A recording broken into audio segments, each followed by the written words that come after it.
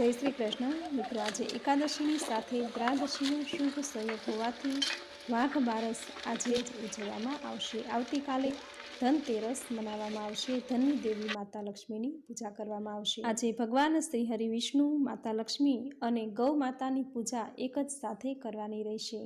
આજે વાઘ બારસ કે જેને ગોવત્સ દ્વાદશી, વસુ બારસ, પોડા બારસ, નંદિની વ્રત વગેરે નામથી ઓળખાય છે। વાઘ બારસ જેનો મૂળ શબ્દ છે વાક બારસ। વાક એટલે વાણી।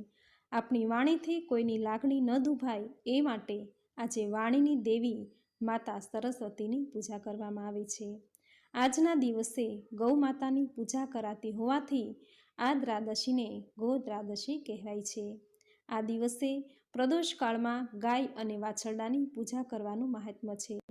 આપણા શાસ્ત્રોમાં કહ્યું છે કે વાઘ બારસના દિવસે ગાય અને વાછરડાની